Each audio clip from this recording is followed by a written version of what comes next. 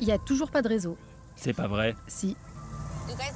Regardez les vaches en haut de la montagne. Où ça? Regarde, elles sont là-bas.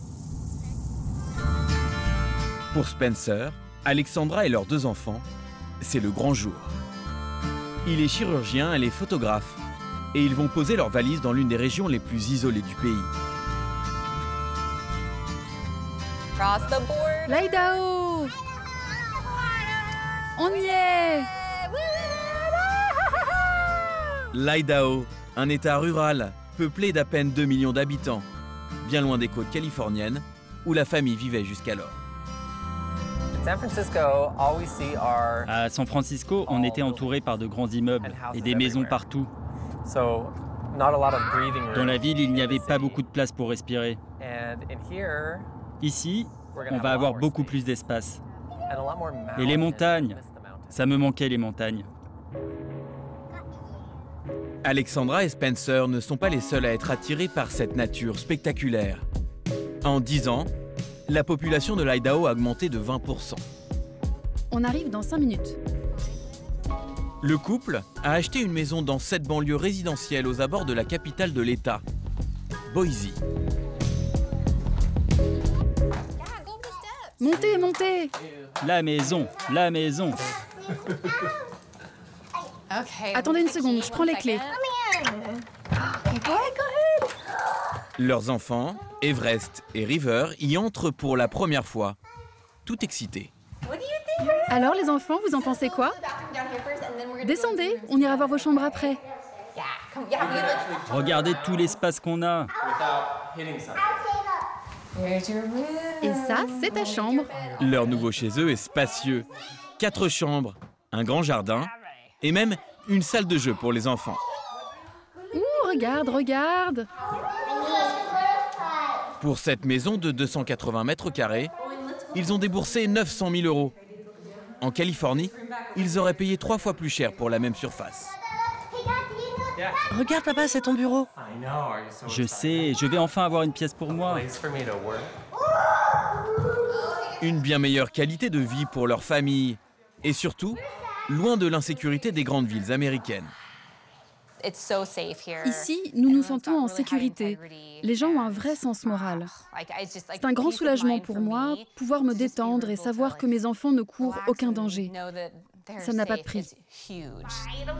Ça va être trop bien!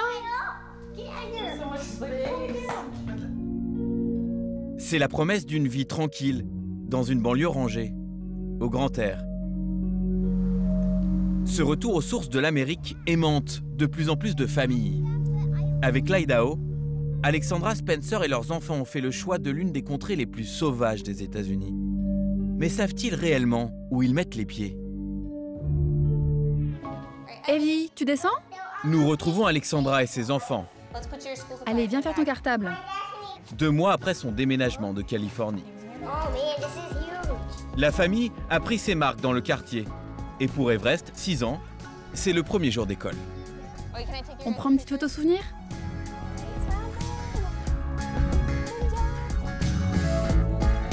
Peu à peu, Alexandra commence à découvrir la réalité de sa région d'adoption. Elle n'est pas tout à fait sûre d'y trouver son compte. Tiens, va regarder où est ta place. Première surprise, dans la classe de sa fille, aucun élève ne semble issu de la diversité. Regarde, c'est ton bureau. Tu as même un petit cadeau. C'est clair qu'ils ont tous l'air d'être nés dans l'Idaho. C'est pas du tout aussi mélangé qu'en Californie. C'est un petit peu le revers de la médaille. Tu te souviens, en Californie, tes amis avaient des noms qu'on n'avait jamais entendus avant. Ils s'appelaient comment déjà? Tang Tang? Mulan? Il y avait Vieti aussi, il venait d'Israël. Et Tang Tang était chinois.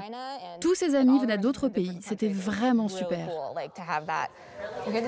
La mère de famille a entendu parler de la censure qui frappe certaines bibliothèques de l'Idaho. Ça, c'est la bibliothèque. Alors, elle veut vérifier quelque chose. Tu veux faire un petit tour? Regarde, c'est un livre sur la première femme astronaute. Et là, celui-là, c'est sur Kobe Bryant, un grand basketteur. Ce sont de super livres qui mettent en avant les minorités. Ils ont été placés bien en évidence, juste à l'entrée. Comme ça, les enfants peuvent découvrir l'histoire de Harriet Tubman, de Kobe Bryant, des Indiens d'Amérique. Ou regardez là, c'est Martin Luther King. Je trouve ça vraiment bien qu'il soit mis en avant. Au grand soulagement d'Alexandra, les ultraconservateurs n'ont pas encore sévi dans l'école de sa fille. Je peux vous poser une petite question? J'ai entendu que dans un des districts d'Idaho, il y a des livres qui ont été bannis. Est-ce que vous êtes confronté à ce problème? Non, non, on est épargné par tout ça. Les livres restent des livres et tout le monde devrait y avoir accès. Ici, on peut avoir tout ce qu'on veut.